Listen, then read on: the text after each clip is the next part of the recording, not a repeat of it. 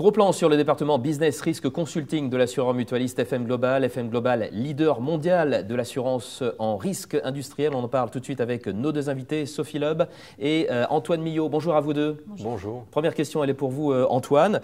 Pourquoi est-ce que vos clients, tout simplement, font appel à votre département Business Risk Consulting?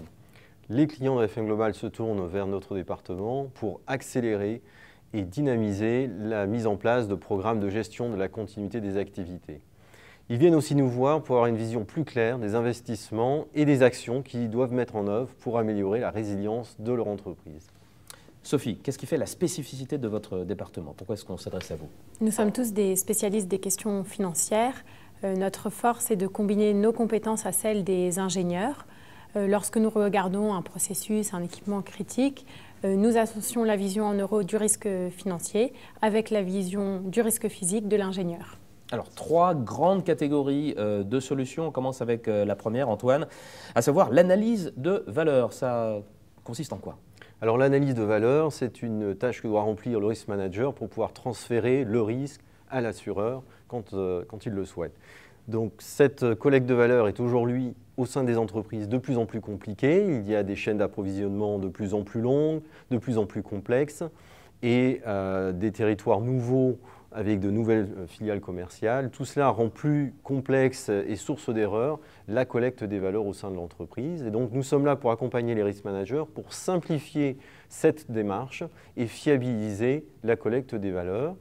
Par exemple, nous venons de réaliser une étude dans le domaine de l'habillement pour collecter l'information sur 450 sites en Europe, une tâche qui habituellement prend plusieurs semaines au risk manager et que nous avons pu réaliser en quelques jours à partir d'une méthodologie que nous avons développée pour lui.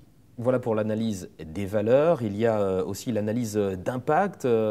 Qu'apporte-t-elle cette analyse à vos clients, Sophie?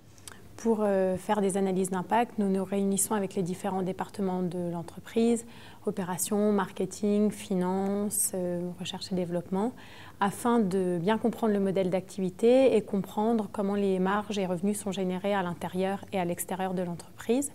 Cela nous permet d'identifier quels sont les points critiques, les goulots d'étranglement et les processus qui permettent de contribuer aux objectifs stratégiques de l'entreprise. De là, nous quantifions l'impact financier d'une interruption d'activité à tous ces niveaux. Un exemple, là encore? Quand nous délivrons nos recommandations au comité de direction, il n'est pas rare que certains décident d'investir directement dans des sites de production pour réduire leur exposition financière qu'ils auront trouvée trop élevée et qui est au-dessus de leur appétence au risque. Et puis, troisième catégorie de solutions apportées par le département Business Risk Consulting d'FM Global, il y a la gestion de la continuité d'activité. Comment ça se passe? Dans ce domaine-là, chaque projet est différent et nous intervenons sur les trois types d'aspects que couvre la gestion de continuité des activités. Alors, d'une part, l'aspect stratégie, à savoir quelles sont les stratégies de continuité d'activité de l'entreprise, donc leur définition.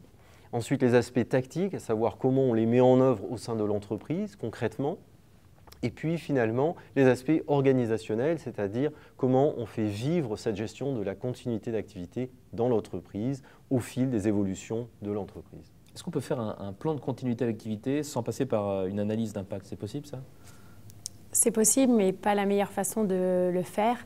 Pour développer un plan de continuité d'activité, vous devez bénéficier d'éléments financiers quantifiables qui vous permettront de réaliser à quel point votre plan de continuité d'activité est efficace, dans quelle mesure il permet de réduire vos risques financiers, vos expositions financières et voir quel est votre risque résiduel. Alors au final, on a l'impression que votre démarche n'est pas spécialement codifiée, standardisée, c'est le cas?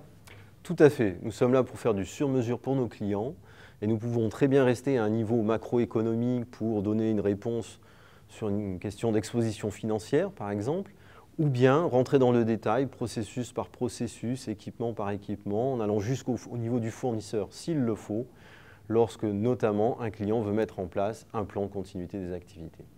Antoine Millot, Sophie Loeb, merci beaucoup pour cet éclairage sur le Business Risk Consulting chez FM Global. À très bientôt, au revoir. Au revoir.